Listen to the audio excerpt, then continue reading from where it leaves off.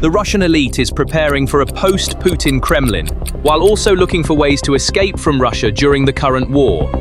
We must tackle the oligarchs here and go after their money. There are silent protests in the streets because open action is too risky. Inflation is ticking away in homes, and grocery bills are getting a little higher every week.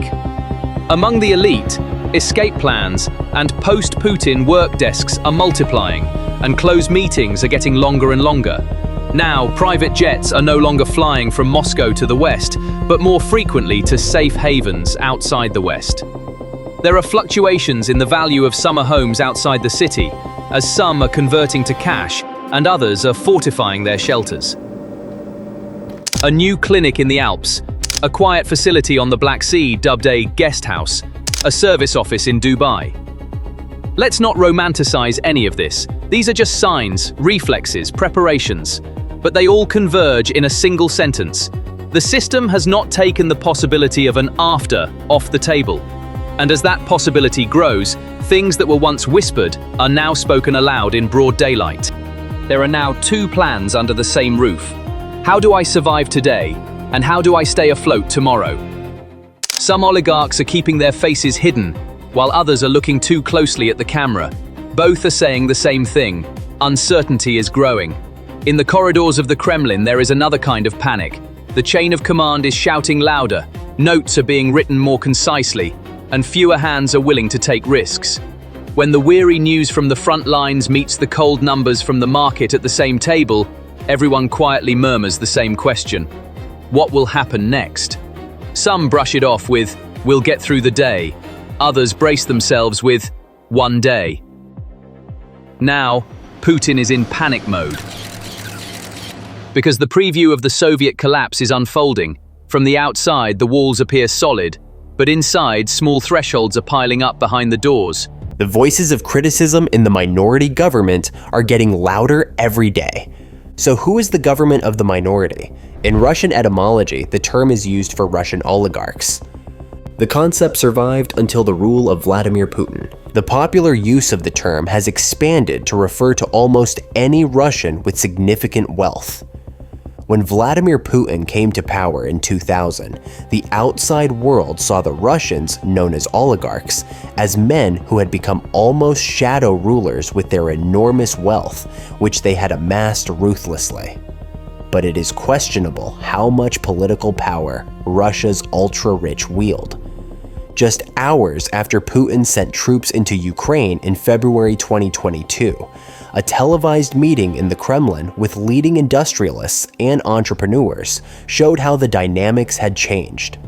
Putin told them that he had no choice but to invade.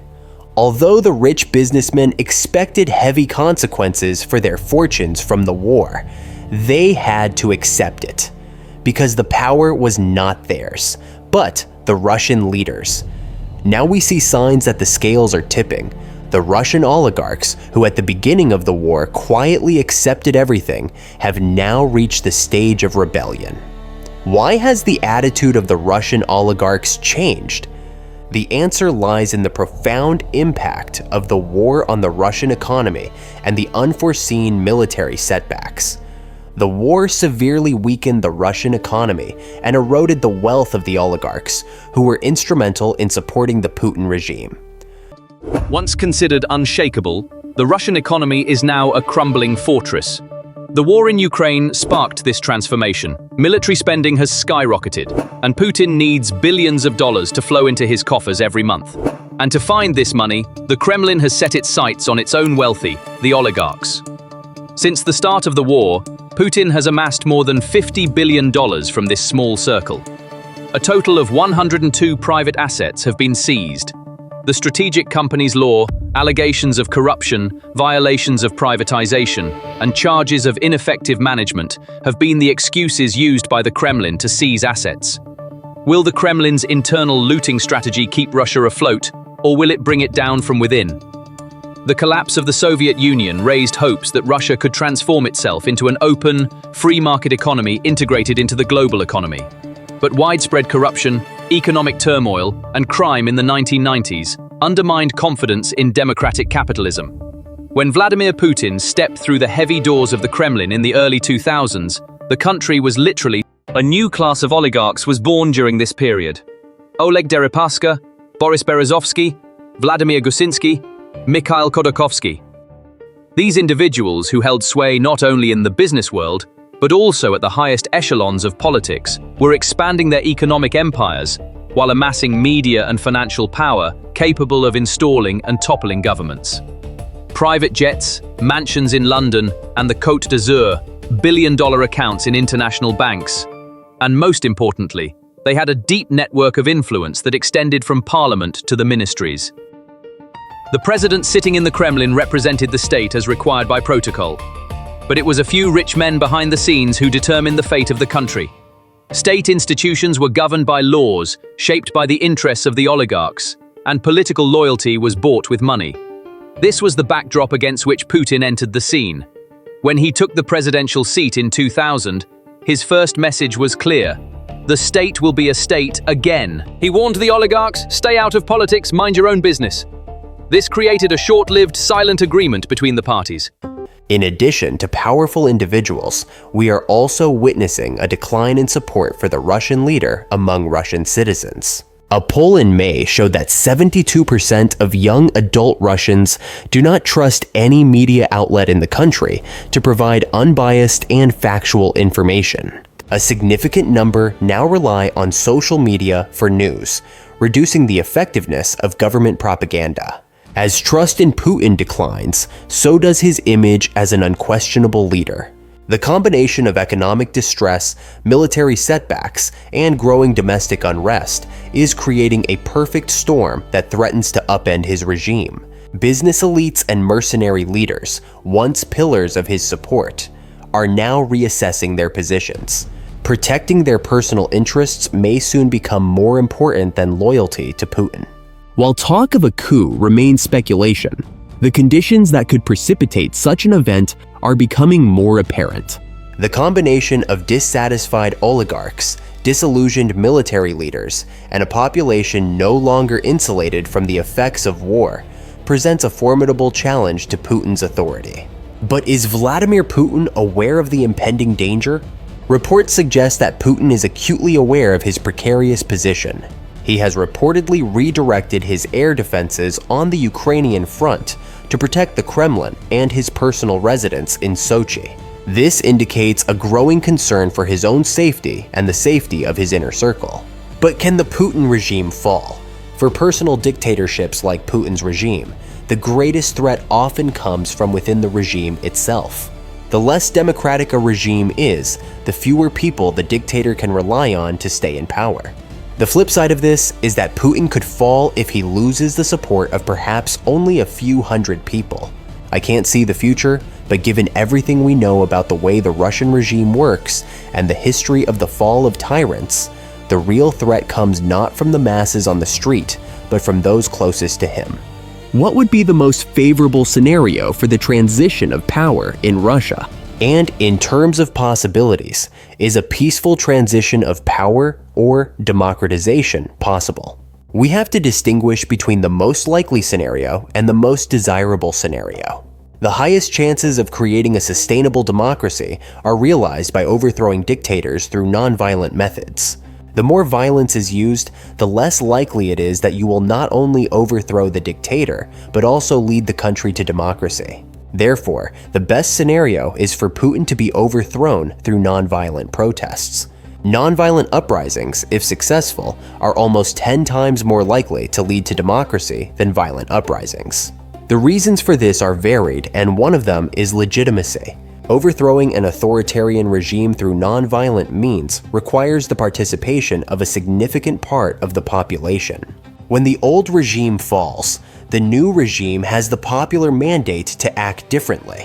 The more likely scenario, in our view, is that the palace elites or armed men decide to overthrow Putin, because they believe that by doing so, they can gain more power or wealth. However, this scenario does not guarantee that Russia will transition to a democracy. It is equally easy to imagine a situation where another dictator comes to power.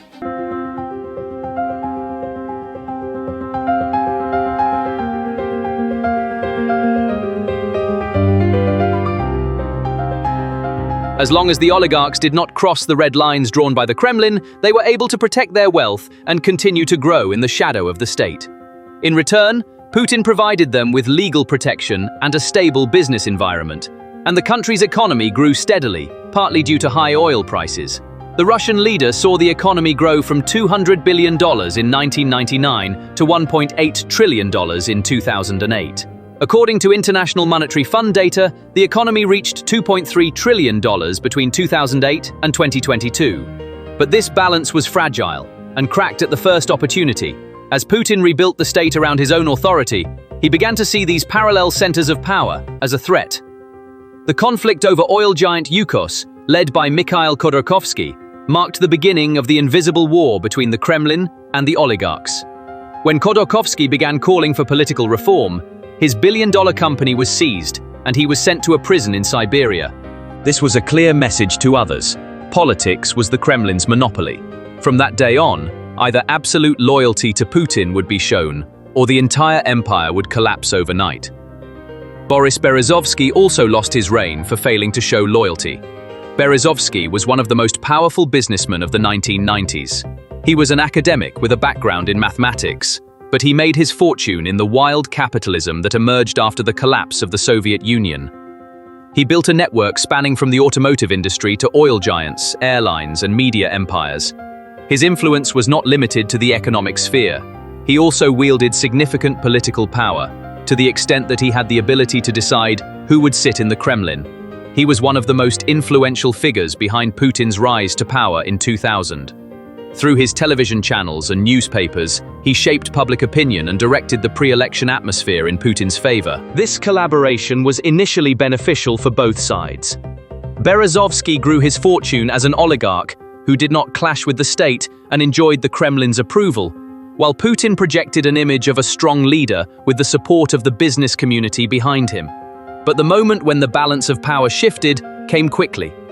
When Berezovsky began to criticize the Kremlin's policies, particularly regarding the Chechen war and press freedom, Putin's tolerance suddenly diminished. The state targeted his greatest power, the media. The Aut television channel, which he controlled, came under state control through pressure and legal maneuvers. His oil companies and other investments were then surrounded by tax investigations and lawsuits. In 2001, Berezovsky, once one of the Kremlin's most powerful allies, was swiftly declared an enemy. He fled to London, leaving behind a significant portion of his fortune. An arrest warrant was issued against him in Russia. He was tried in absentia. He spent his years in exile conducting political campaigns against Russia, filing lawsuits in international courts, and trying to maintain his dwindling influence. In 2013, he was found dead in the bathroom of his mansion in England. Official reports pointed to suicide. But his close associates and some investigators claimed that there could be a political message behind the incident. Thus, Berezovsky went down in history as both a winner and one of the most dramatic losers of the turbulent and ruthless power struggles of the 1990s. What are the chances that Russian elites would not prefer to have a centralized power in the future, and would even support the rule of law so as not to be in constant danger like everyone else, as in dictatorial regimes? Succession is something that dictatorships are incredibly bad at. Democracies like the UK, Germany, or France are extremely good at organizing succession because when one leader is removed, another one takes his place, and usually the process is smooth. And even if it is not, there are institutions to handle disputes between different parties. But in personal dictatorships like Russia, there is nothing like that, because there are no functioning institutions, and Putin has no interest in building a potential successor.